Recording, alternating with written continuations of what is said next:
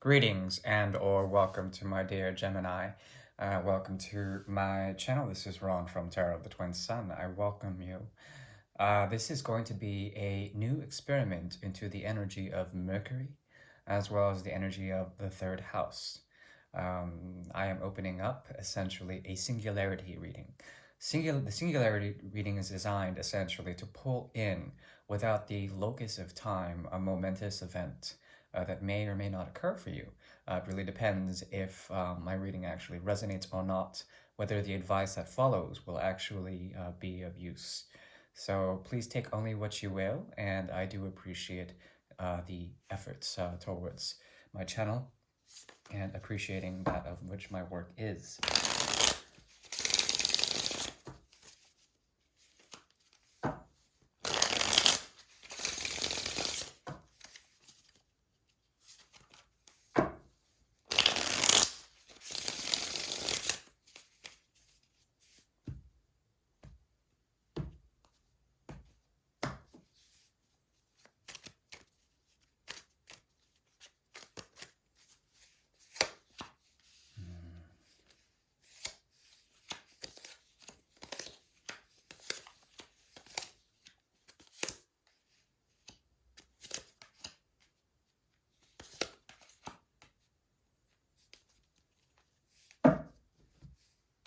Okay, there's a mode of action here that has to do with proper understanding and also grounded practical use or methodology behind what you are doing, what you are offering in terms of what?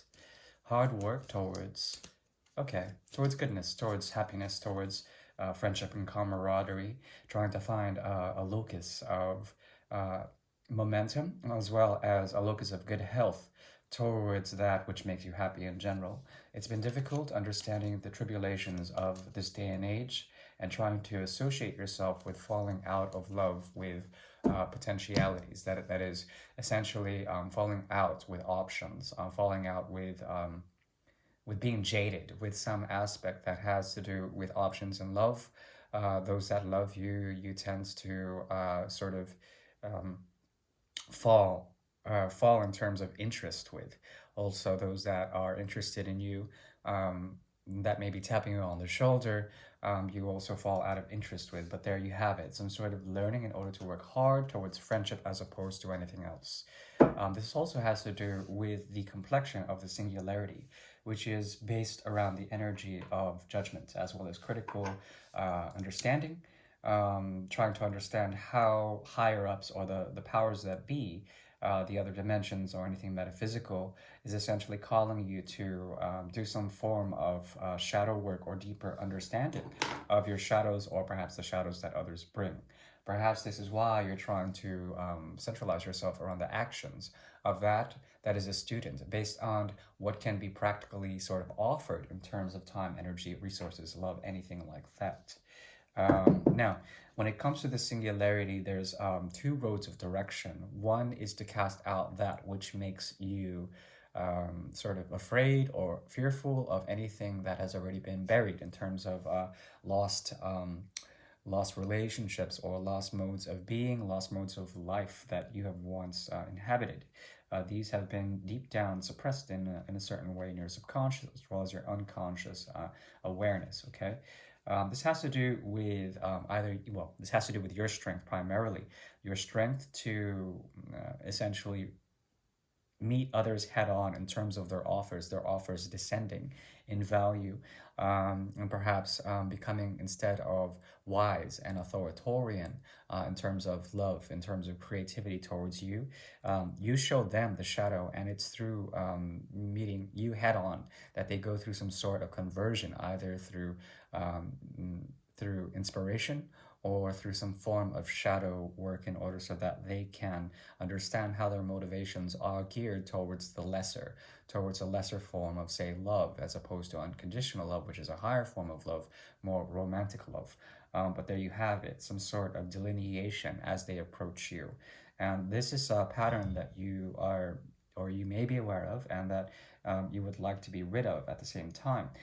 This is a sense that there's a sense that you are programmed in a way to get rid of certain things, especially emotional content or emotional sort of tribulations, and move forward in that and rise into some sort of power as you move into the future. It requires a great deal of purgation, and perhaps people that you've been calling in have been mirroring you in terms of this, sort of nerfing of what love really could be, which is an unconditional form that can be idealized as well as embraced in a certain way.